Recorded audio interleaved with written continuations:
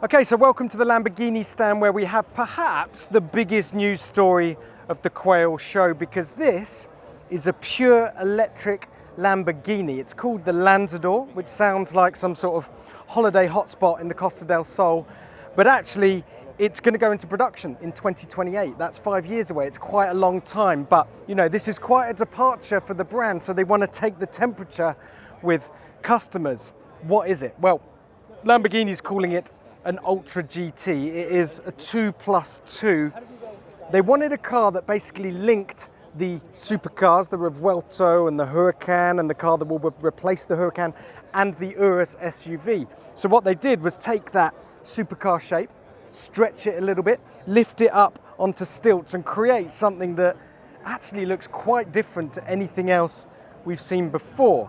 So if you described that to me a couple of days ago, I think I would have wrinkled my nose up at you, because it doesn't sound like a very tantalizing proposition. But actually in the flesh, I think it works really, really well. It looks different. They talk about influences from spaceships and other nonsense like that. But really it's different, it's exciting. We're going to have to get used to this raised ride height, these massive 23-inch wheels.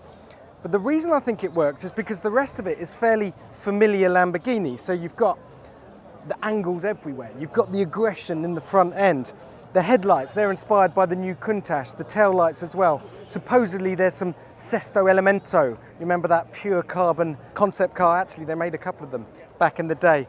That's all baked into this car, so it feels instantly recognizable as a Lamborghini. And there is some very cool things going on here. Not least the active aero. They've gone all in with this because, of course, it's so important with an EV. You need to be able to bleed off the downforce so you can maximize your range, but then you still need the downforce in the corners.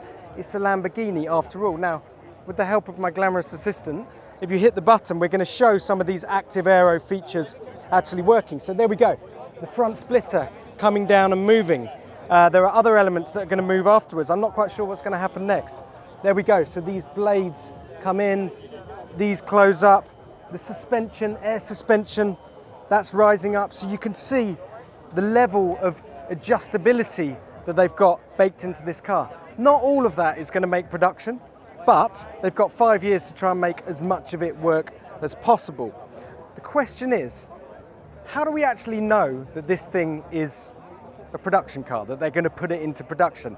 Well, they've actually given us some pretty juicy technical details on it. So it's going to have over a megawatt of power. So in old money, that's 1,350 brake horsepower. We know it's going to have 2 electric motors, 1 on each axle. There's no detail on the battery yet, other than it's a next-gen high-performance battery, but 350, 400 miles range will probably be the norm come 2028. We know it's got rear-wheel steering.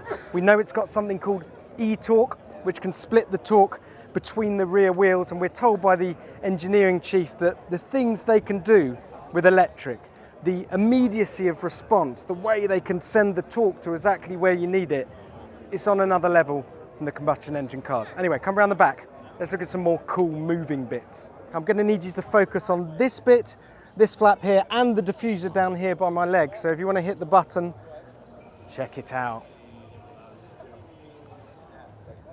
And all of this, it's not just showmanship. It's not so idiots like me can show it off on a show stand. It actually has aero benefits, and Lamborghini, they are known for their crazy aero concepts, and these ones are going to make production as much as they can. We're also going to have a look in the boot if we can. Speaking to the designer, they were talking about it's a 2+2, a GT 2+2, but he likes to call it a 2+ lifestyle, because you can fold those rear seats down.